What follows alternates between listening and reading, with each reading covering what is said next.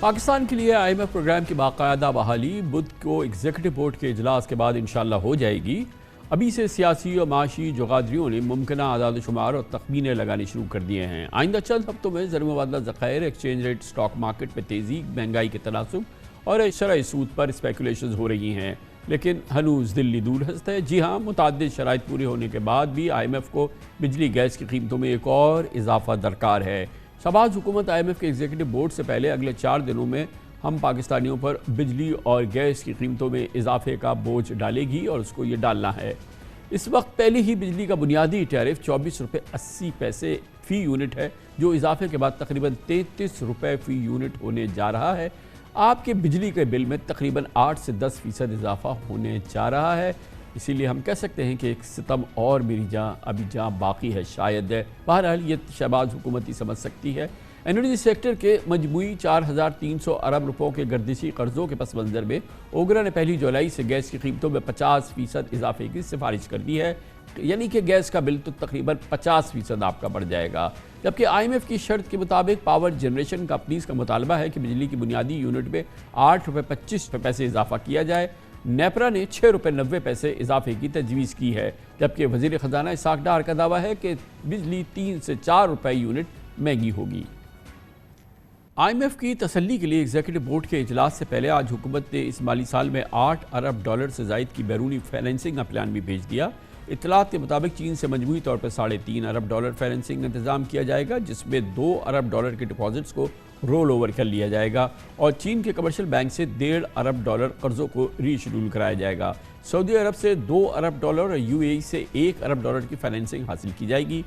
ADB से $50 करोड़ और world bank से $50 करोड़ हासिल करने का प्लान है। ये सारी चीज़ों की तसल्ली मुकम्मल होगी IMF की तो एग्जीक्यूटिव बोर्ड बुध को हमारे प्रोग्राम का, पाकिस्तान के प्रोग्राम की बहाली का बाकायदा फैसला करेगा।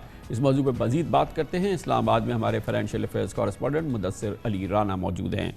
बहुत बहुत शुक्रिया राना साहब। पहले तो ये बताइएगा कि आज की सूरत हाल में फ़िलहाल IMF की जो हमसे मुतालबात हैं या उनकी रिक्वायरमेंट्स हैं वो अभी पूरी नहीं हुई है और हुकूमत इस पर काम कर रही है और इस सिलसिले में आइंदा 2-3 दिन में ये काम हमें करना है, फिर ही एग्जीक्यूटिव बोर्ड हमारे प्रोग्राम को बहाल करेगा।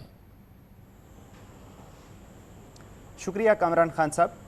खान साहब, सबसे पहले तो मैं आपको ये अर्ज़ कर दूं कि इस वक्त जितने भी इनिशिएट हुकूमत की जानिब से लिए जा रहे हैं वो तमाम तर IMF की अप्रूवल के साथ लिए जा रहे हैं और IMF इस वक्त हुकूमत जो भी कदम उठाती है उसमें IMF अपनी सजेशंस दे रही हैं और IMF का मुतालबा किया जाता है कि इस इकदाम को ऐसे करें या ना करें, वो IMF की इजाज़त के बगैर नहीं है।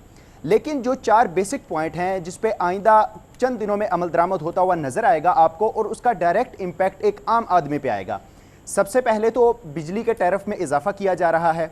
IMF के साथ जो प्लान शेयर किया गया है मजमूई तौर पर 8 रुपये 25 पैसे का प्लान शेयर किया गया है, लेकिन क्योंकि 12 तारीख को IMF का एग्जीक्यूटिव बोर्ड इजलास होने जा रहा है, उससे पहले IMF ने यह शर्त जो आयद की थी कि आप पहले ही बिजली टैरिफ में इजाफा कर दिया जाए, उसके लिए बाकायदा तौर पर वर्किंग तैयार कर ली गई है। वजारत खजाना से मुझे डॉक्यूमेंट्स भी मौसूल हो गए हैं। उसके अकॉर्डिंगली 4 रुपये फौरी तौर पर फ़ी यूनिट जो है वो इजाफा कर दिया जाएगा और इसके लिए बाकायदा तौर पर तमाम जो अमली वर्क है वो मुकम्मल कर लिया गया है। इसका सिर्फ हुकूमत ने अब नोटिफिकेशन जारी करना है। पहले मरहले में ये 4 रुपये होगा, उसके बाद IMF का बोर्ड एग्जीक्यूटिव बोर्ड में मुआहदे की मंजूरी दे दी जाएगी और मरहलावार ही ये बिजली का जो बाकी टैरिफ है इसको 8 रुपये 25 पैसे तक बढ़ा दिया जाएगा। एक शर्त तो ये हम उसकी ये करेंगे कि पहले हम बिजली की फ़ी यूनिट में 4 रुपये फ़ी यूनिट तकरीबन 4.25 रुपये कर देंगे। अच्छा बताइए, दूसरी क्या गैस के हवाले से भी हमें कुछ इक़दाम करने हैं, उसमें हुकूमत ने क्या किया है और वो क्या होने वाला है? खान साहब, गैस का भी इंतहाई तशवीशनाक फिगर सामने आया है जो हुकूमत ने इस वक्त तक तैयारी कर ली है और बाकायदा तौर पर ओगरा ने इसकी मंजूरी भी दे दी है। जुलाई से गैस के टैरिफ में 50% इजाफा किया जा रहा है और जो दस्तावेज मुझे मौसूल हुई हैं उसके अकॉर्डिंगली तकरीबन 358 अरब रुपए मजीद इकट्ठा किया जाएगा, जो 50% फी MMBTU गैस की कीमत बढ़ा दी जाएगी। इसके साथ ही सिर्फ और सिर्फ यहीं पे नहीं इख्तिताम हो रहा, वजारत खजाना और जो मुतलका मिनिस्ट्री है जैसा कि पेट्रोलियम डिवीजन, उन्होंने ऑप्शन 1 और ऑप्शन 2 भी तैयार कर रखा है। ऑप्शन 1 के जो दस्तावेज हैं उनमें तकरीबन 138% गैस के निर्खों में इजाफा है। अगर यहाँ पर बात ना कंट्रोल हुई और IMF यहाँ पर ना माना और सर्कुलर डेट इसका पावर सेक्टर का, पेट्रोलियम सेक्टर का कंट्रोल ना हो सका, तो ऑप्शन 2 जो है उसमें गैस सेक्टर में मजीद 111 अरब रुपए का इजाफा है। 138% इजाफा होगा खान साहब, तो उसके बाद अवाम की जेबों से तकरीबन 609 अरब रुपए निकाले जाएंगे और जब इसके साथ ही 111% का मजीद इजाफा होगा तो 687 अरब रुपए मजीद अवाम की जेब से निकालने का ये तमाम प्लान इस वक्त तक तैयार कर लिया गया है। एक बार एक लाइन में ये बताइए कि ये जो 4 रुपए फी यूनिट बिजली होगी और 50% गैस की कीमतों में फौरी इजाफा, ये तो फौरी होने वाला है ना। गैस की कीमतों में आपने बता दिया तकरीबन 350 अरब। बिजली की कीमत बताइए कि बिजली की मद में ये जो 4 रुपए बढ़ेंगे इससे कितने अरब रुपए इजाफा होगा। और मैं कौम को ये बताइए कि सिर्फ इस 2 मद में IMF प्रोग्राम के एवज कितने 100 अरब रुपए उन्होंने उनकी जेबों से निकालने हैं हुकूमत ने। खान साहब, जो मुझे वजारत ख़जाना ज़राए की जानिब से बताया गया है 358 अरब रुपया तो गैस सेक्टर से निकाल लिया जाएगा और मजमूई तौर पर 400 अरब रुपए तक के मजीद जो है वो बिजली टैरिफ को, बिजली के निर्खों में इजाफा करके वहाँ से निकालने का भी प्लान बनाया गया है। मजमूई तौर पर जो IMF के साथ क्योंकि प्लान शेयर किया गया है और अभी IMF बाकायदा इसका जायजा ले रहा है, गो कि अभी तक IMF की डिमांड पूरी नहीं हुई है। 750 अरब रुपए तक के बोझ जो है वो सार्फिन पर डालने की तैयारियां की जा रही हैं और आइंदा 2 से 3 दिनों में आपको इन तमाम के नोटिफिकेशन होते हुए नजर भी आ जाएंगे, क्योंकि ओगरा की जानिब से गैस के निर्खों में इजाफा करने की मंजूरी दे दी गई है। पावर सेक्टर के लिए बिजली के निर्खों में इजाफे के लिए वजारत खजाना ने तमाम वर्किंग अपनी मुकम्मल कर ली है। इसका सिर्फ और सिर्फ अब नोटिफिकेशन होना बाकी रह गया। तो बहरहाल एक और मामला है कि IMF के 12 से पहले, यानी कि बुध को IMF के एग्जीक्यूटिव बोर्ड से पहले हमें अपनी फाइनेंशियल जो गैप्स है वो पूरे करने हैं। फाइनेंशियल प्लानिंग के हवाले से जो हमने नंबर्स भेजे हैं उसमें भी तो चीज़ें अभी होनी है ना फाइनल। ये जो चाइना का रोल ओवर है, उनके कमर्शियल बैंक के कर्जे हैं, सऊदी अरब रोल ओवर है, UAE है और दूसरी जो चीज़ें, क्या ये भी बुध से पहले होनी है या इसकी एक कॉन्फर्मेशन या इसकी कमिटमेंट हमें चाहिए बुध से पहले? जी खान साहब, ये जो 8 अरब डॉलर की फाइनेंसिंग गैप थी इसको IMF के साथ प्लान ये शेयर कर लिया गया है और चाइना से 2 अरब डॉलर का जो सेफ डिपॉजिट है उसको रीशेड्यूल करवा लिया जाएगा और चाइना से बाकायदा तौर पर यकीन दहानी मिल चुकी है।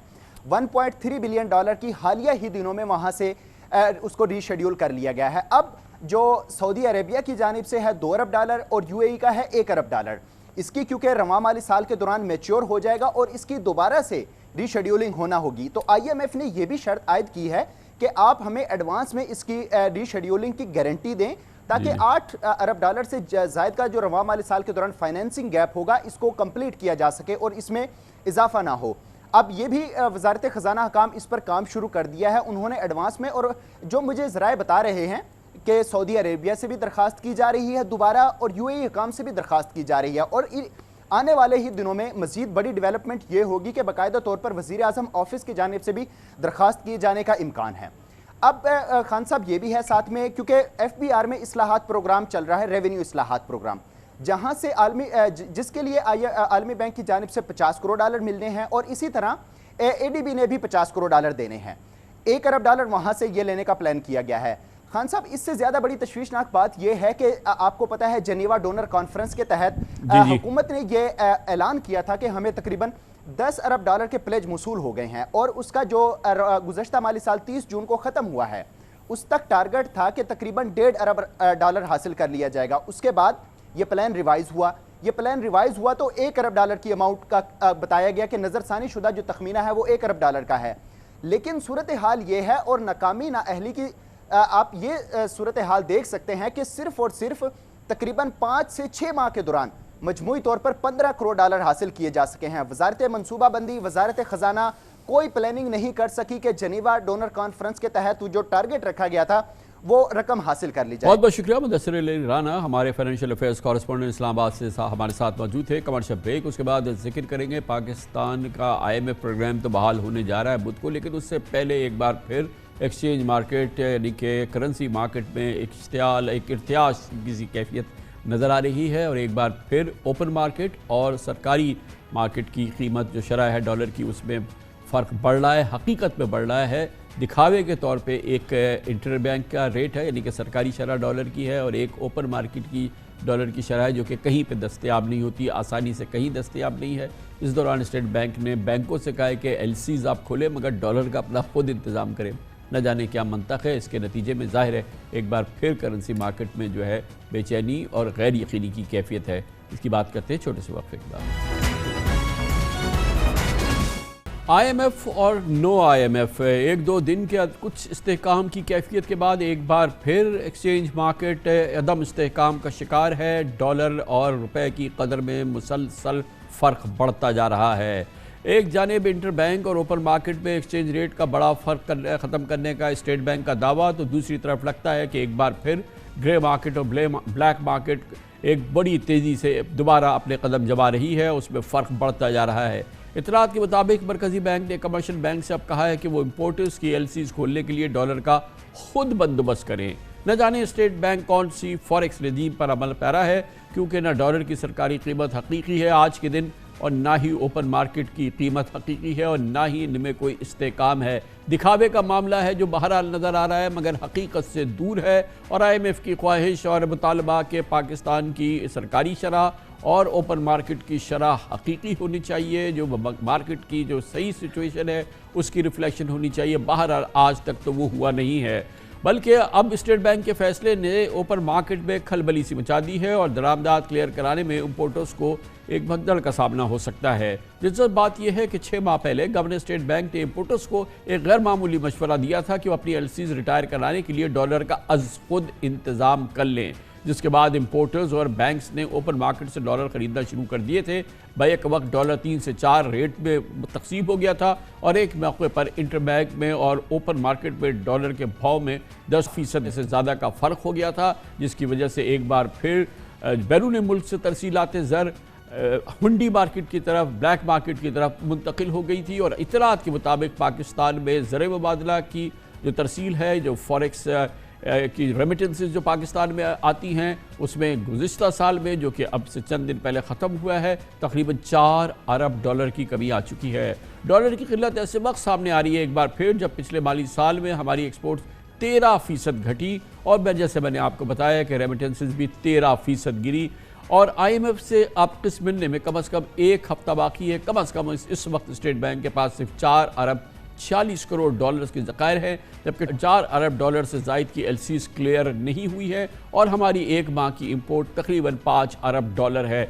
बैंक और इंपोर्टर्स की एलसीज खोलने की पोजीशन में नहीं हैं, लेकिन स्टेट बैंक ने जिम्मेदारी बैंकों पर डाल दी है। इसी सूरत हाल में बिजनेस कम्यूनिटी और ख़ास तौर पर इंपोर्टर्स क्या सोच रहे हैं, इस बारे में हम आपको दिखाते हैं मार्केट की रिपोर्ट अपने नुमाइंदे खुसूसी हमाद आलम कुरैशी की इस रिपोर्ट में। हुकूमत का ख्याल ये है, माहिरीन भी शायद इस बात को एग्री करते हैं कि IMF प्रोग्राम जब बाकायदा बहाल होगा, IMF की बाकायदा पहली किस्त आएगी, बाकी बैनुल-अक़वामी जो पाकिस्तान में इनफ्लोज आने हैं उसके लिए रास्ता खुलेगा, तो शायद आगे चल के हालात में बेहतरी हो। लेकिन आज हालात यकीनन एक बार फिर बहुत तशवीशनाक नज़र आ रहे हैं एक्सचेंज मार्केट में और फिर पाकिस्तान के एक्सचेंज रेट में। इस मौजू पर बात करने के लिए हमने दावत दी। हमारे साथ मौजूद हैं जनाब असद रिजवी, माहिर हैं एक्सचेंज और करेंसी उमूर के। बहुत बहुत शुक्रिया रिजवी साहब, आपने हमें ज्वाइन किया। ये फरमाइएगा कि अब करंट स्टेटस क्या है IMF के का ऐलान के बाद, SBA के ऐलान के बाद तो हमने इस्तेहकाम देखा था काफ़ी अरसे के बाद एक्सचेंज मार्केट के अंदर, और एक फ़र्क भी जो था वो कम था ओपन मार्केट का और जो इंटर बैंक मार्केट थी।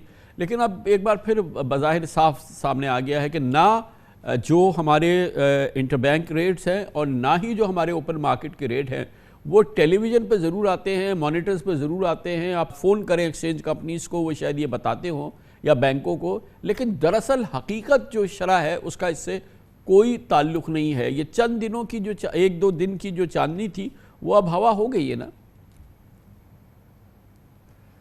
अच्छा जी खान साहब, इसमें ऐसा है कि जो पहले दिन आपने देखा कि तकरीबन 272 का ये इसने आके स्ट्रॉन्ग रुपी ने एक हाई लिया था, यानी कि अगेंस्ट डॉलर, और उसी दिन आपने ये देखा एक वाइड रेंज में ट्रेंड किया था बिटवीन 272 और 278। अच्छा, उसकी वजह ये थी वो इमीडिएट रिएक्शन था और उस दिन न्यूयॉर्क मार्केट भी बंद थी, तो एक तो वजह उसकी ये थी। अब नेक्स्ट डे जब मार्केट खुली तो लोगों ने ग्रेजुअली फिर उसको समझने की कोशिश की और वो इनको ये समझ में बात आई कि अभी ये एक एक सॉर्ट ऑफ अंडरस्टैंडिंग हुई है। अब इनका पेपर जो है पाकिस्तान का लेटर ऑफ इंटेंट जो ये आगे जाएगा, जाहिर सी बात है उसको जाएगा, उसकी डेट भी आ गई है, अगले हफ्ते जो है एक हफ्ता अब इसमें मज़ीद लगेगा, उसके बाद इसमें क्लैरिटी आएगी। अब आया कुछ नहीं है इस दौरान। देखिए आपने ये देखा कि आपके जो थोड़ा सा इनफ्लो है वो बेहतर हुआ कि वो 4 बिलियन था, उससे आपने 4.4 बिलियन अपने जैसे अभी बताया वो आपका एफएक्स रिजर्व। अब इसमें एक जो अहम चीज़ है वो ये है कि रुपया कैसे मूव करेगा, ये बड़ा एक सवालिया निशान है, लोग मुख्तलिफ बना रहे। मैं याद दिलाता चलूँ कि IMF ने जो सबसे एक इम्पॉर्टेंट कंडीशन रखी है वो ये कहते हैं स्टेट बैंक रिजर्व जो है वो $10 बिलियन आपका होना चाहिए, यानी कि तकरीबन 2.5 से 3 महीने की आपकी जो इम्पोर्ट है, इम्पोर्ट बिल उसको वो कवर करे।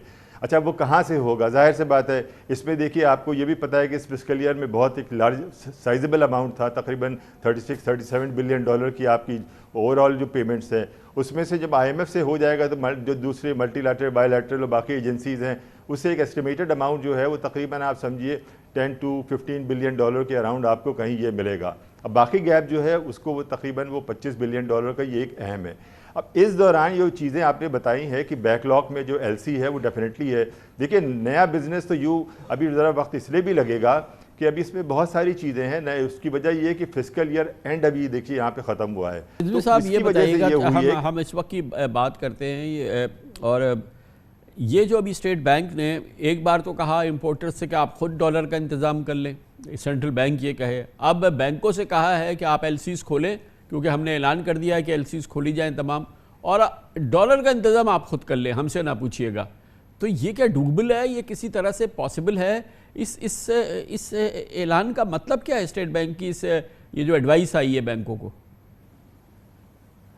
नहीं मेरा ख्याल से कोई देखिए राइटिंग में तो कोई चीज़ है नहीं, इसलिए इस पर मैं तो स्टेट बैंक वाले कि भाई आप अरेंज कर लिए, मैं इस पर तो कह नहीं सकता हूँ। लेकिन जो अरेंज करने का जो जहाँ तक ताल्लुक़ है वो देखिए आपकी एक्सचेंज कंपनीज है उसके थ्रू है। IMF जो है अभी तो हमें ये इंतज़ार करना पड़ेगा कि IMF जो है उसका पेपर आता है वो क्या कहता है, उसमें क्या और मज़ीद क्या आपसे डिमांड करता है, ये सारे तो अभी क्वेश्चन मार्क्स हैं। लेकिन होपफुली यही उम्मीद की जा रही है कि इसके बाद ये है कि थोड़े से पैसे आपके पास जो देखिए ना, अभी बाकी पैसे तो आपके पाइपलाइन में जैसे सऊदी अरेबिया से UAE के है, कुछ चाइना के भी होंगे, बाकी और दूसरी जगहों के भी होंगे, ये भी तो आना देखिए पाइपलाइन में भी एक ड्यू है, तो इसको आना ज़रूरी। अब आप खुद ये सोचिए अगर 4 बिलियन आपने कहा रिजर्व है और 5 बिलियन की पेमेंट है तो आप तो कोलैप्स कर गए थे। तो ये तो मैं समझता हूँ, मैं तो यहाँ पे क्रेडिट दूंगा, वेल मैनेज था। वो एक अलग बात है कि आपका क्या कहते हैं एक्सपोर्ट उसकी वजह से सफ़र किया, इंपोर्ट आपका डिप किया, लेकिन एक्सपोर्ट अगर आपका सफ़र किया तो आपका 35% तकरीबन 30-35% तो रॉ मटेरियल आप एक्सपोर्ट के लिए आप इंपोर्ट करते हैं, तो ये भी तो लगाइए उसमें हिसाब के क्या कहते हैं वो भी पैसे आपके बचे। तो ये एक बहस है कि मतलब क्या सही है क्या गलत है। मेरा ये ख्याल है कि मैं तो इस वक्त चूँकि वक्त गुजर गया है तो मैं कहूँगा इट वॉज वेल मैनेज। बहुत बहुत शुक्रिया असद रिजवी साहब, currency affairs forex exchange rate issues के हमारे एक्सपर्ट हमारे साथ थे। कमर्शियल ब्रेक, इस दौरान न्यूज़ हेडलाइंस देखें, जिसके बाद हमारे प्रोग्राम के बाकी के साथ वापस आए। हौसला अफजा खबर है कि पाक फ़ौज की छतरी तले मईशत सवारों अजीम मिशन वसअत इख्तियार कर रहा है और स्पेशल इन्वेस्टमेंट फैसिलिटेशन काउंसिल के बाद इसकी सरमायाकारी के फ़रोग और ज़रूरी पैदावार में दिन दुगना रात चौगने इजाफे के लिए अब land information and management system LIMS का इजरा किया गया है। एक और हौसला अफजा इस हवाले से ठोस डेवलपमेंट है और इसका मकसद ये है कि ज़रूरी शोबे में जदीद टेक्नोलॉजी से मुल्क में सब्ज़ इनकलाब लाया जा सके। आज वज़ीर आज़म शहबाज शरीफ ने army chief general Asim Munir की मौजूदगी में इस मनसूबे का इफ्तिताह किया। आज land information management system GHQ में डायरेक्टर जनरल स्ट्रेटेजिक प्रोजेक्ट्स की ज़ेर निगरानी में काम करेगा। ये बताया गया है ये जदीद तरीन निज़ाम एक ही छत तले ज़रूरी अराजी, फसलों के लिए हाइब्रिड बीजों में आबी वसाइल, आबपाशी के निज़ाम और माहौलियाती नुकसान से निपटने के बारे में किसानों, काश्तकारों और ज़मींदारों को जदीद ज़राअत की महारत, वसाइल, टेक्नोलॉजी और टेक्निकल मालूमात फराहम करेगा। बिलाशुबा पाकिस्तान का शुमार एक ज़रूरी मुल्क के तौर पर होता है। इस सोनी धरती का 48% रकबा काबिल ज़राअत है, लेकिन सिर्फ 28% ज़रूरी अराजी पर खेती बाड़ी हो रही है। 20% से ज़रूरी अराजी बंजर पड़ी है, 20% से ज़ायद। 5 दरियाओं और 4 मौसमों वाला ये मुल्क कभी गंदम, चीनी, कपास और दीगर अजनास एक्सपोर्ट करता था, मगर अफसोस कि अब हम $10 अरब के लगभग सालाना फूड इंपोर्ट कर रहे हैं। पाकिस्तान में कॉटन भी पिछले 10 वर्षों में 40% कम हो चुकी है। अब land information and management system के तहत चारों सूबों में 44 लाख एकड़ बंजर ज़मीन की निशानदेही हो चुकी है, जहां जदीद खतूत पर ज़राअत होगी। इसमें 44 लाख एकड़ अराजी में 13 लाख एकड़ पंजाब और सिंध में है, जबकि 11 लाख एकड़ KPK और 7 लाख बलूचिस्तान में। सियासी और अस्करी क़यादत पर मुश्तमिल SIFC की एपेक्स कमेटी के पहले इजलास के बाद वज़ीर मंसूबाबंदी एहसन इकबाल ने इस मंसूबे के अगराज़ व मकासद बताए थे। Land information and management system के तहत मुल्की और गैर मुल्की सरमायाकारों को बंजर ज़मीन आबाद करने के लिए लीज पर दी जाएगी, जिसमें 3 साल का ग्रेस पीरियड भी होगा। इस सिलसिले में चीन, Saudi Arabia, UAE, Qatar, Bahrain के ताउन से मुतअद्दिद मनसूबे ज़ेर गौर हैं, जो मुल्क में सरमायाकारी और एक्सपोर्ट्स में इजाफे का बाइस बनेंगे। सिर्फ इब्तदाई तौर पर ज़राअत के शोबे में $3 अरब तक की गैर मुल्की सरमायाकारी आएगी, जिसको SIFC की वन विंडो वन स्टॉप सहूलियात फराहम की जाएंगी। इसके साथ ही खुश्क इलाकों में जैसे थल, थर, कच्ची कनाल में जदीद नहरी निज़ाम को अपग्रेड किया जाएगा। इस मंसूबे के तहत 95% छोटे किसान को भी फ़ायदा पहुँचेगा, जिनको कम रकबे में ज़्यादा पैदावार के लिए सहूलतें मिलेंगी और बर वक्त जदीद मालूमात मिलेगी। इस सिलसिले में वफाकी बजट में हुकूमत ने 2250 अरब रुपए का किसान पैकेज और ज़रूरी ट्यूबवेल की सोलराइजेशन के लिए 30 अरब रुपए और गरीब किसानों के लिए खाद पर 6 अरब रुपए की सब्सिडी दी है। इस गेम चेंजर मंसूबे की मैनेजमेंट, कोऑर्डिनेशन, टेक्निकल सपोर्ट पाक फौज का इसमें कलीदी किरदार होगा और यकीनन यही इस बात को यकीनी बनाएगा कि पॉलिसी चलती रहे, तसलसल रहे और कौमी अहमियत की, कौमी सिक्योरिटी की, कौमी अहमियत के इस कलीदी मंसूबे की तमाम जिम्मेदारी और इसकी कंटिन्यूटी और इसका बेहतरीन रिजल्ट जो है वो पाक फ़ौज ने अपने ज़िम्मे लिया है। और ये उसी तरह का एक टास्क है जैसा कि पाक फ़ौज ने FATF में पाकिस्तान की जो ग्रे लिस्ट से निकलवाने के लिए इक़दाम किए गए, या रेकोडेक के मंसूबे में जो इक़दाम किए गए, या कोविड के मंसूबे में जो इक़दाम किए गए, और जो तमाम पाकिस्तान के शाहकार कामयाब मंसूबे हैं, ज़राई इनकलाब का ये मंसूबा पाक फ़ौज के छतरी तले इसका रवा दवा होना यकीनन ये पाकिस्तान के लिए इससे अच्छी कोई ख़बर नहीं हो सकती। इसके अलावा सरकारी महकमों की NOC से छुटकारी होगी, जो यानी कि सरमायाकारी के हवाले से फास्ट ट्रैक पर फैसला साजी होगी, ब्यूरोक्रेसी के रेड टेप को ख़त्म किया जाएगा। और इस तरह से ये अगर इस तसलसल से ये निज़ाम जारी हो गया तो ये समझ लीजिएगा पाकिस्तान के लिए खुशहाली बहुत दूर नहीं है। इस मौजू में बात करते हैं, इस इंतहाई जदीद ज़रूरी इनकलाबी मनसूबे पर काम कर रहे हैं कॉर्पोरेट सेक्टर की हमारी इंपॉर्टेंट शख्सियत हैं जनाब नासिर अली शाह बुखारी साहब, जो चेयरमैन भी हैं KASB ग्रुप के। बहुत बहुत शुक्रिया शाह साहब, आपने हमें ज्वाइन किया है। ये फरमाइएगा कि परहैप्स इस अंदाज का इतना वसी और इतना कॉम्पैक्ट और इतना लगन के साथ और मिशन के साथ और इतनी बारीक बीनी के साथ ज़राअत में पाकिस्तान में कभी कोई इतनी बड़ी हमने मनसूबाबंदी इससे पहले नहीं देखी है, ये कहना दुरुस्त है? बिल्कुल। आप पहले तो मैं समझता हूँ कि आज मुबारकबाद का दिन है, क्योंकि छोटे फार्मर्स के लिए भी और कॉरपोरेट फार्मिंग के लिए भी जो कुछ हमारे इंडिजिनस यानी ये वो रिसोर्सेज हैं जो आर्मी ने ख़ुद प्रोवाइड किए हैं, इससे गवर्नमेंट के बजट से भी कोई पैसा नहीं लिया गया।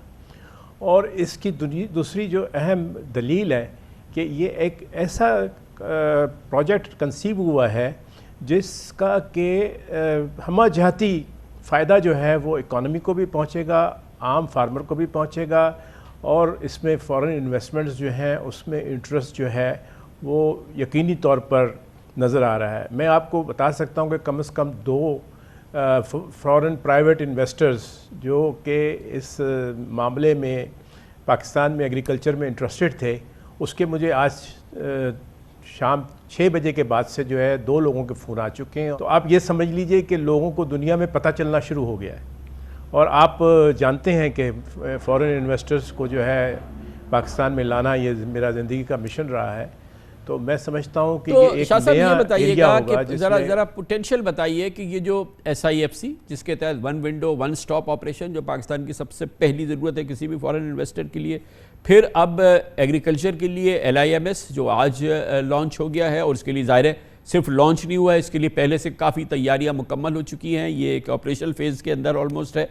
तो फिर इसके ज़रिए पोटेंशियल बताइए पाकिस्तान की ज़राअत का क्या आपको नज़र आ रहा है? ख्वाबी बातें नहीं, लेकिन जो ग्राउंड पे ज़मीनी बिल्कुल हक़ाइक़ पे मबनी हो।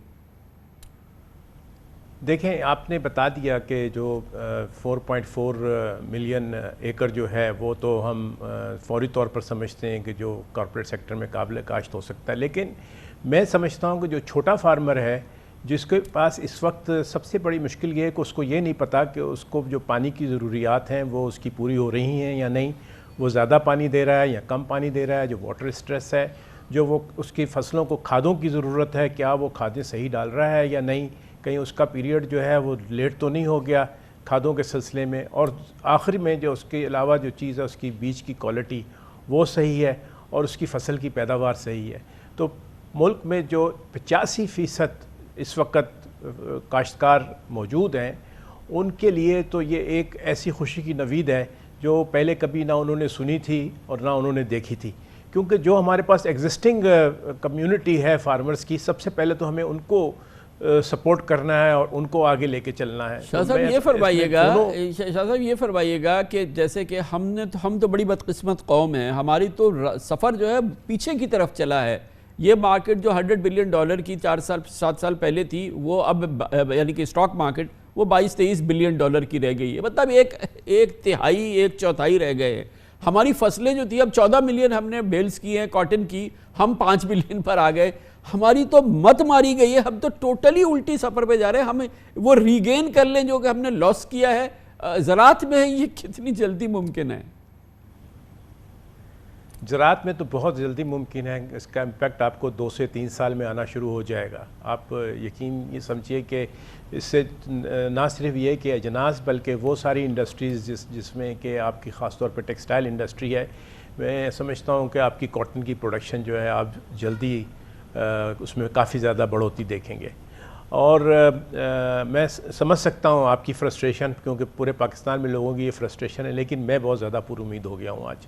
मैं समझता हूँ कि ये जो एक रेवोल्यूशन है, यानी 60s के बाद सही मानों में जहाँ क्रिएशन ऑफ वेल्थ होगी एक रूरल एरियाज़ में, उसका दिन आज आया है।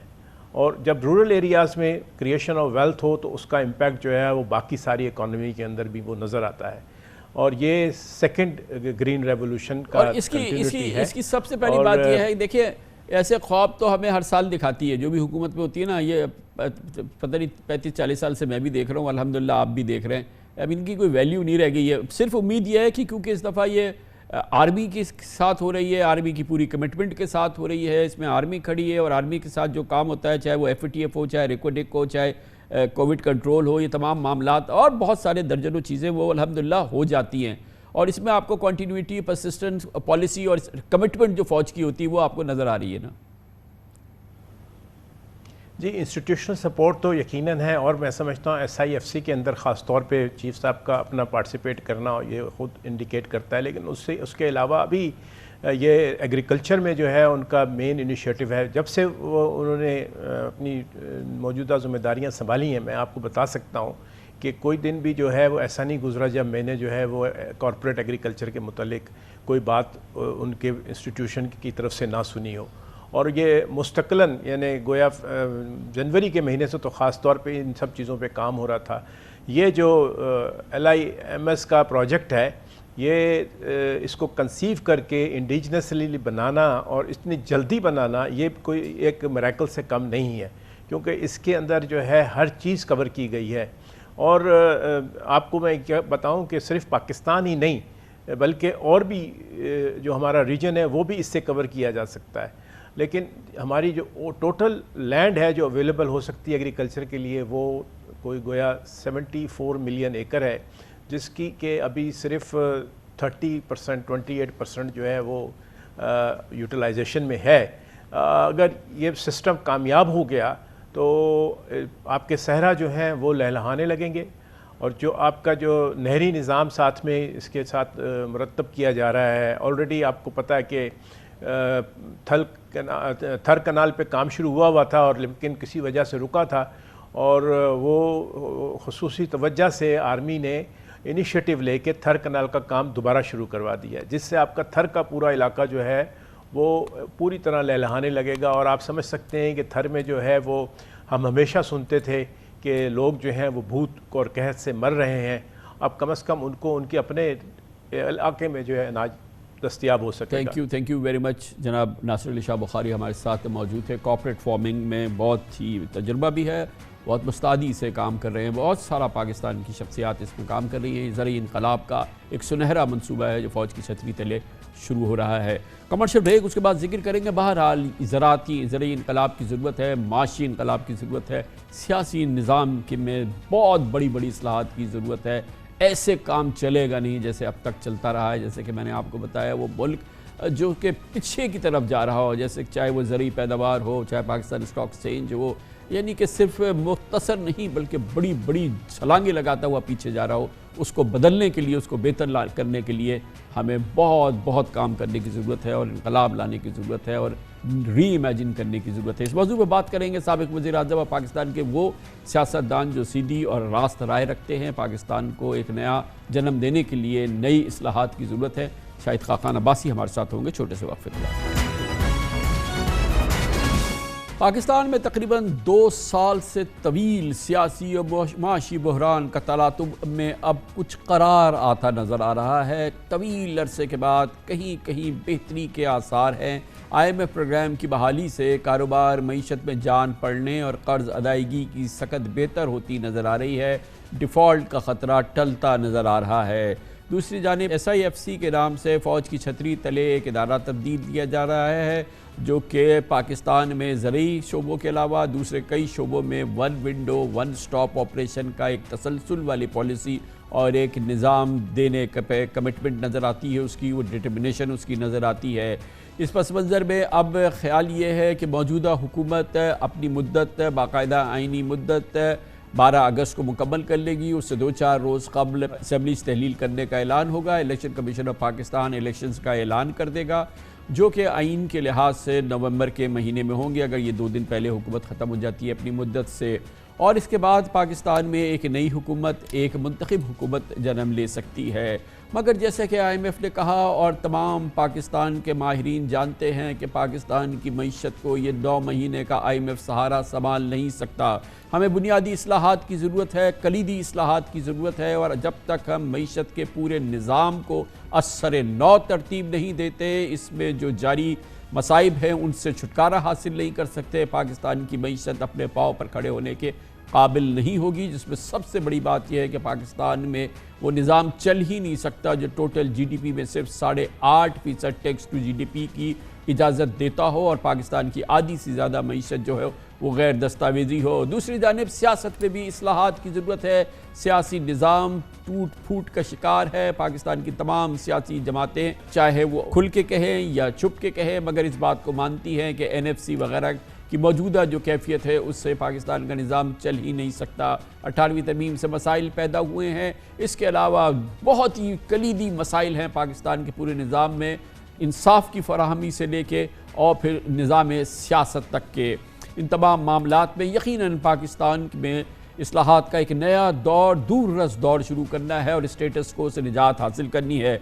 स्टेटस को से निजात यकीनन पाकिस्तान की बड़ी सियासी जमातें जो कि 3 बार इक़्तिदार में आ चुकी हैं, पाकिस्तान पीपल्स पार्टी 4 से 5 बार इक़्तिदार में आ चुकी है, यकीनन ये तब्दीली की ख्वाह उस तरह से नज़र नहीं आती जैसा कि आना चाहिए। और यही वजह है कि एक बार फिर पाकिस्तान स्टेटस को की पकड़ में नज़र आ रहा है। लेकिन पाकिस्तान के तमाम सियासतदान, मुअज़्ज़ज़ सियासतदान इस स्टेटस को की के हामी नहीं हैं, इसका तसलसल नहीं चाहते। वो समझते हैं कि पाकिस्तान को एक नया जन्म देने के लिए इस्लाहात की एक नई तरीके से पाकिस्तान को इमेजिन करना होगा और पाकिस्तान में इस्लाहात का, माशी इस्लाहात का, सियासी इस्लाहात का, अदालती इस्लाहात का एक दूररस दौर और एक मुश्किल और कठिन फैसलों के ज़रिए पाकिस्तान को नया जन्म देना होगा।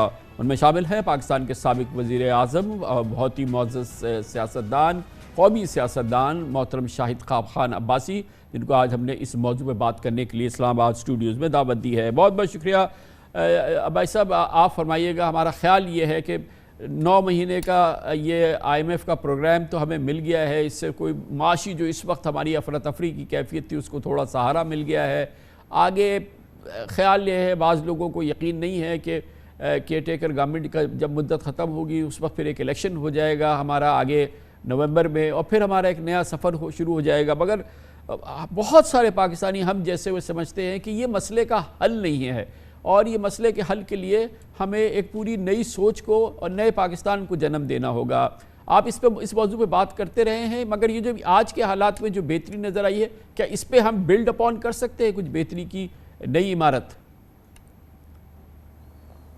नहीं, ये बिल्कुल एक बड़ी खाम ख्याली होगी कि ये एक स्टैंड बाय अरेंजमेंट है, और इसका मकसद ये है कि आप जिस पॉलिटिकल प्रोसेस में जा रहे हैं, हुकूमत टर्म पूरी कर रही है, अगली उसके बाद इलेक्शंस होंगे, अगली हुकूमत आएगी, वो नया प्रोग्राम नेगोशिएट करेगी।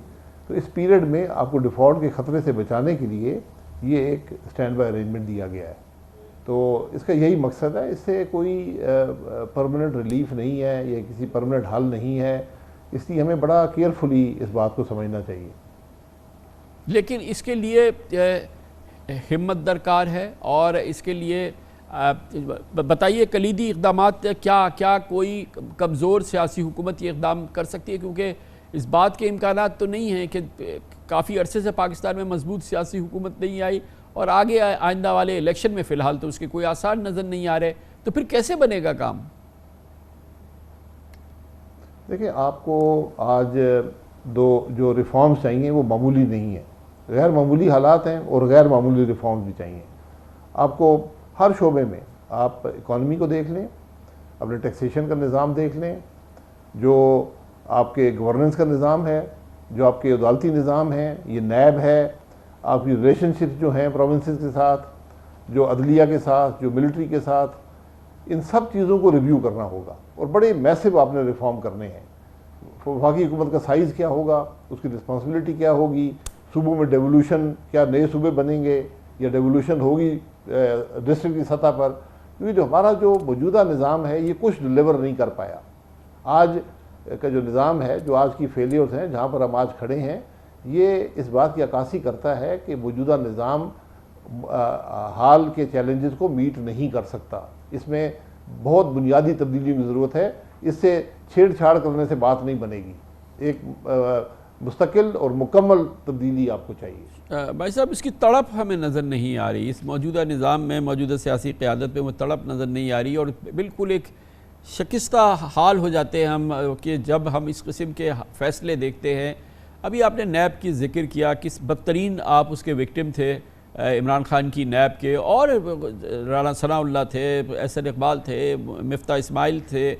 ये हुकूमत, और इसने आके फिर इसमें ऐलान किया, कवानीन को तब्दील किया, जॉइंट सेशन बुलाया, तकारीर की, और तमाम नैब की कवानीन में जो है जो भी चले मुकम्मल ना हो, कुछ इस्लाहात की, कुछ इसमें तब्दीलियाँ की। उसी हुकूमत ने चंद महीनों के अंदर पूरा का पूरा पलट के वही तमाम इख्तियारात जो कि नाकाबिल यकीन, और पूरी दुनिया, पूरी अदालती निज़ाम उसको तनक़ीद का और शदीद उसका हतक का निशाना बनाती रही, वही बहाल कर दिए। तो कैसे निज़ाम में बेहतरी आएगी? जी कमरान भाई, मैं जो आपने बात की है ये बड़ी बुनियादी बात है कि वो तड़प नज़र नहीं आती, वो फ़िक्र नहीं नज़र आती, वो सोच नज़र नहीं आती जिसकी आज ज़रूरत है।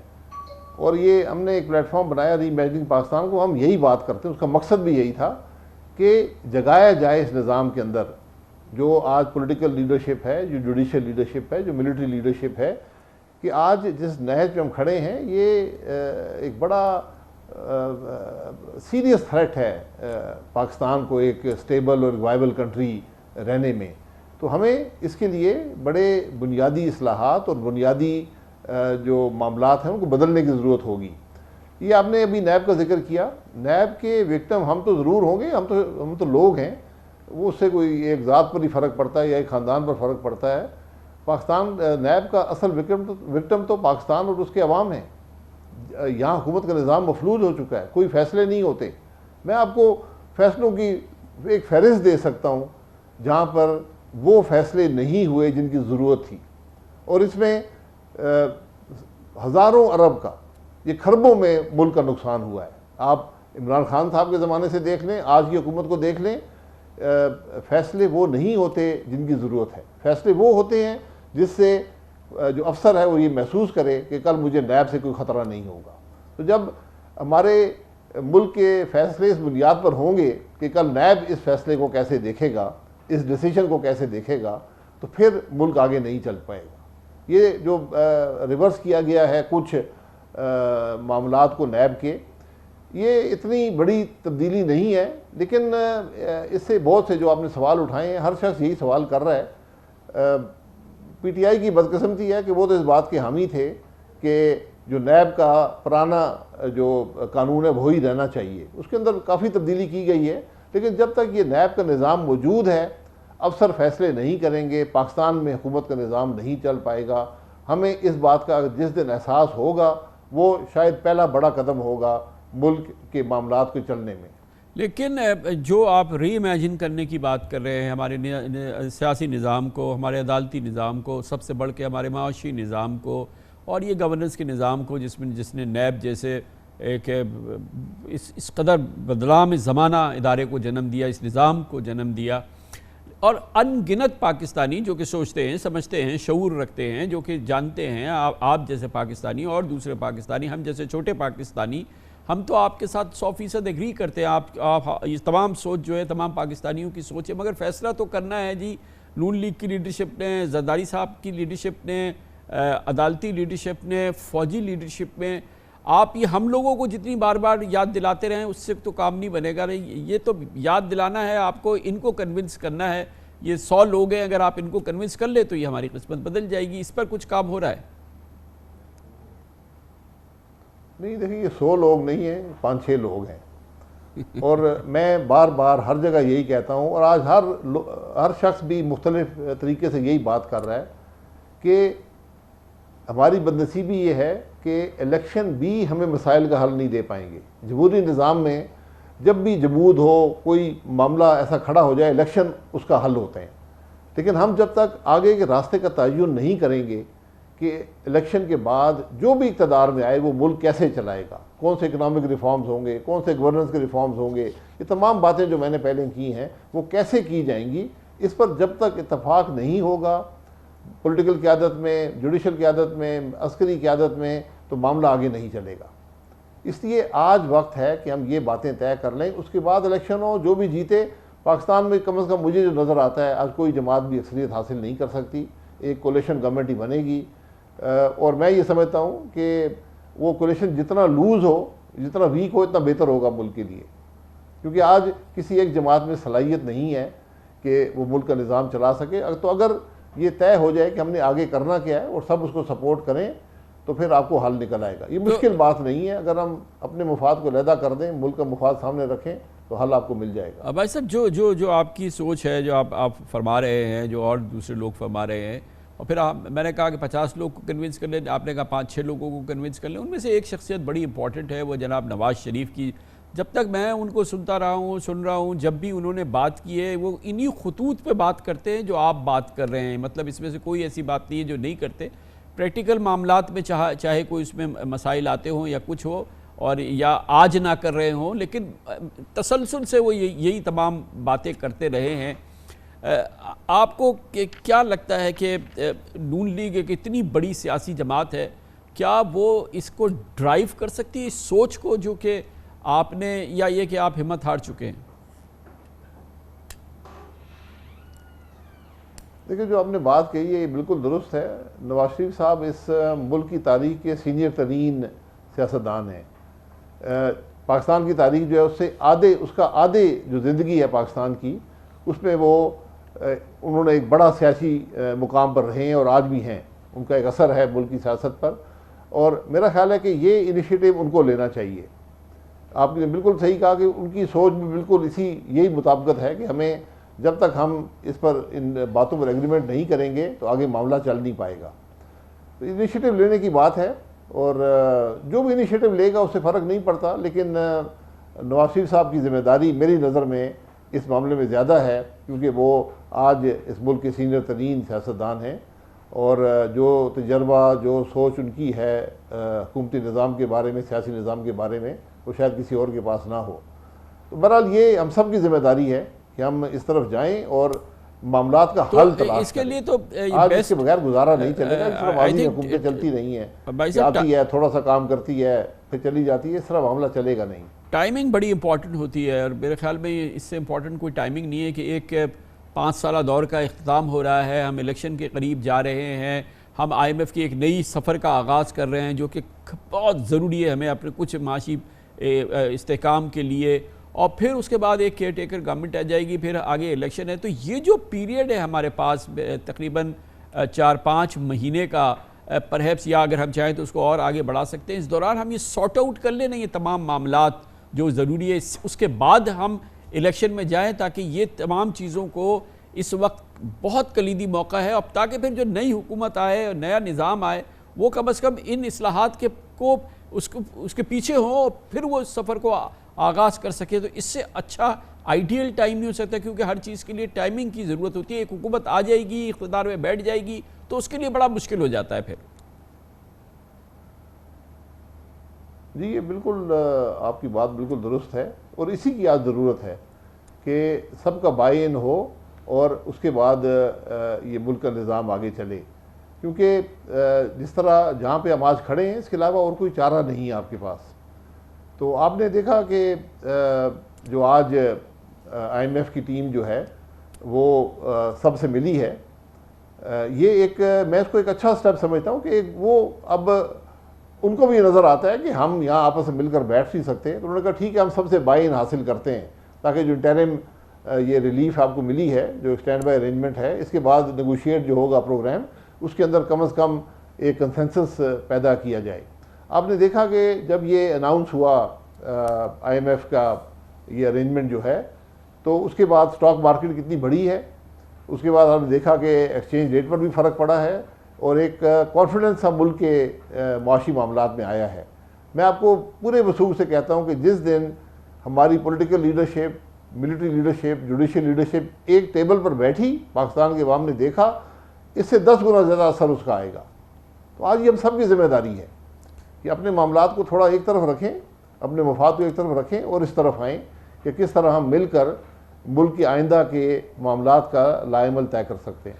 ये फरमाइएगा अबाई साहब कि हमारा एक सबसे बड़ा मसला ये है कि हमारी रेवेन्यू जो जनरेशन है वो बहुत कम है, दुनिया के जो सिविलाइज्ड कंट्रीज़ हैं उसमें शायद सबसे कम है। टैक्स टू GDP रेशो 8.5% होना तो कोई चीज़ ही नहीं होती ना। इसका मतलब ये है कि ये कैसा मुल्क कैसे चलेगा, और जिसकी जो अनडॉक्यूमेंटेड इकानमी है वो 50% से ज़्यादा है, जहाँ पे करेंसी इन सर्कुलेशन जो है वो 50% के करीब पहुँच रही है, दुनिया में कहीं नहीं होता। आप ख़ुद वज़ीर आज़म रहे हैं, आपकी नून लीग जो है वो 3 बार हुकूमत में रही है, और ये अभी शहबाज शरीफ साहब का 4था दौर है। ये जो बुनियादी मामलात हैं, ये जो मैं सिर्फ जिसका मैं जिक्र कर रहा हूँ, tax to GDP ratio, tax दे, अनडॉक्यूमेंटेड इकानमी, कैश इकानमी, इस पर क्यों काबू नहीं पाया जा सकता? देखिए, मैंने कहा ना आपको बुनियादी तब्दीलियाँ करनी होंगी। आपने टैक्स के निज़ाम की बात की है, जो हम टैक्स कलेक्शन करते हैं ये बिल्कुल नाकाफ़ी है। आज आपने देख लिया कि आपकी जो गवर्नमेंट का रेवेन्यू है, जो वफाक के पास रहता है, वो सूद की अदायगी भी पूरी तरह नहीं कर सकता, तो बाकी हर मामले के लिए इजाफी कर्ज लेना पड़ता है। तो इसलिए आपने कहा क्यों नहीं हुआ माजी में, उसकी बुनियादी बात सियासी इंतशार है। अगर हुकूमत में इतनी ताकत ना हो कि वो अपनी जगह खड़ी हो सके, इन फैसलों का बोझ बर्दाश्त कर ले, फिर वो फैसले नहीं करती, फिर आसान रास्ता ढूंढती है। हमने दुनिया का वाहिद मुल्क है जहाँ पर हमने नॉन फाइलर की गुंजाइश रखी हुई है कि आप मुल्क के कानून को ना माने, थोड़े बहुत पैसे दे दिए करें, जब भी कोई कैपिटल गुड्स हासिल करें तो हम आपसे राज़ी हैं। ये मुमकिन नहीं है, क्योंकि जब इस मुल्क के वो लोग जिनको टैक्स अदा करना है वो टैक्स अदा नहीं करते, तो फिर आम आदमी जो है, मगर अबाई साहब ये एक तरफ तो वो नॉन फाइलर है, मेरे जैसे और आपके जैसे लोग जो अल्हम्दुलिल्लाह टैक्स पाबंदी से देते हैं और दूसरों से कहीं ज़्यादा देते हैं, जो बेचारा नॉन टैक्स फाइलर है वो तो चले, वो ठीक है।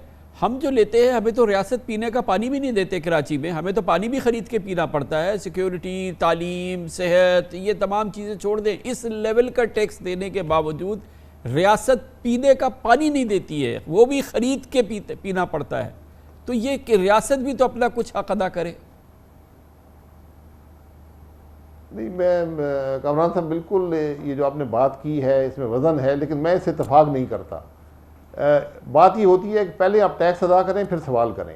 अगर हम ये रवैया रखेंगे कि हम टैक्स उस वक्त देंगे जब रियासत कुछ नहीं देगी, ये तो तो वो फिर टैक्स मामला आगे नहीं ये तो चलता। वो सवाल उठाया टैक्स जो टैक्स देना- दे रहा है, जो पाबंदी से अल्हम्दुलिल्लाह अभी क्या मैं जी, आपसे अर्ज करूं, जो जी। मैं और आप तो दे रहे हैं, हम तो सवाल उठा सकते हैं ना। जी नहीं, मुझे इल्म है, मुझे मुझे जी नहीं वो ठीक है। ये तो आज टैक्स देना एक शहरी की बुनियादी जिम्मेदारी होती है।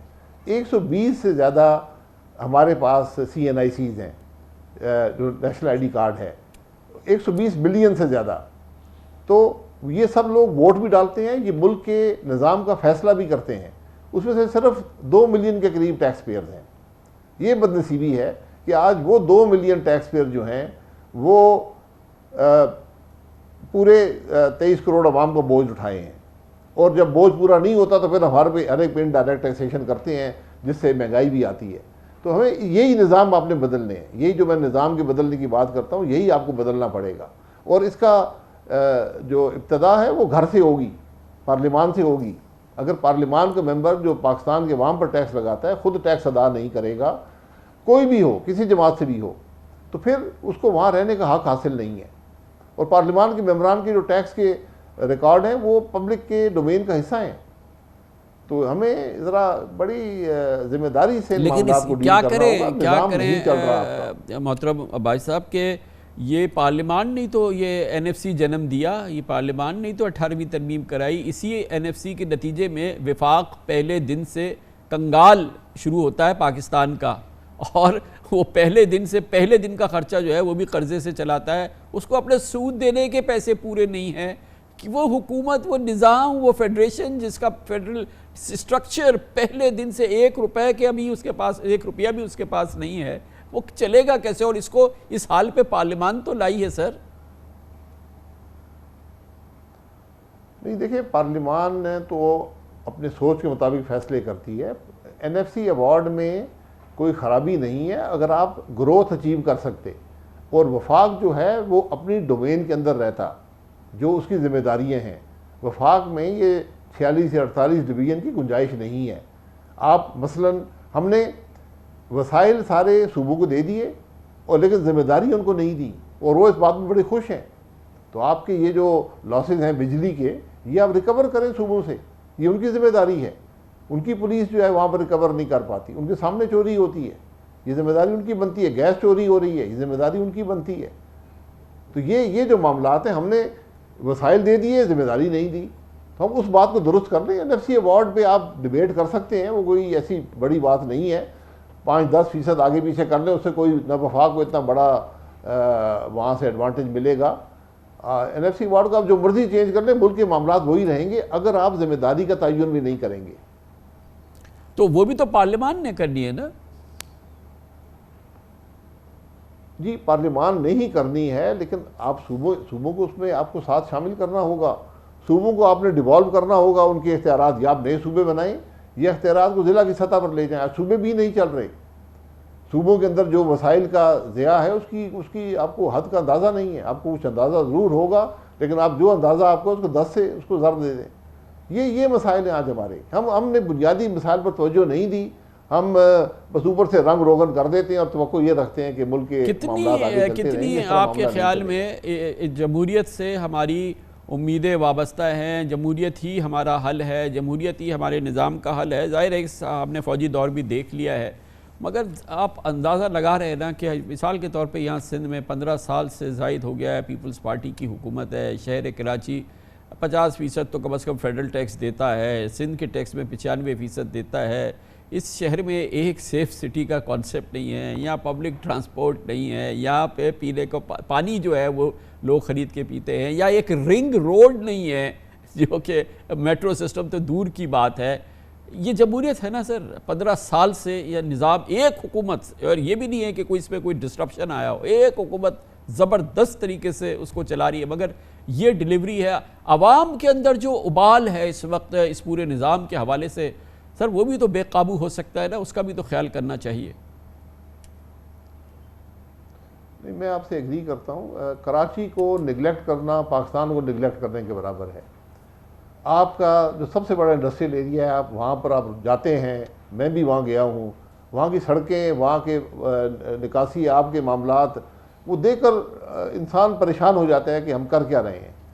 तो ये जो वसाइल की तकसीम है वो इस बुनियाद पर होनी चाहिए कि सिर्फ कहाँ पर वसाइल ज़रूरत की ज़्यादा नहीं है। भाई ये अगर साहब, political बुनियाद पर आप तकसीम करप्शन करते- का अंदाज़ा लगाए। ये नहीं है कि पाकिस्तान में हर जगह पाक है, सिर्फ सिंध में करप्शन नहीं है, लेकिन यहाँ आप कोई सरकारी काम किसी नौयत का, किसी तरह का कोई आदमी मुफ्त में करा के दिखा नहीं सकता है, और फिर उसको बताया जाता है कि उसकी मुलाजमीन की तनख्वाहें 35% बढ़ा दी गई हैं, उसकी 40% बढ़ा दी गई हैं। अरे बढ़ा दी गई हैं तो कम से कम कोई तो 2-6 महकमे इसमें दिखा दो जहाँ पे बगैर पैसों के काम हो जाए। ये जुल्म है सर, ये कब तक ये चलता रहेगा?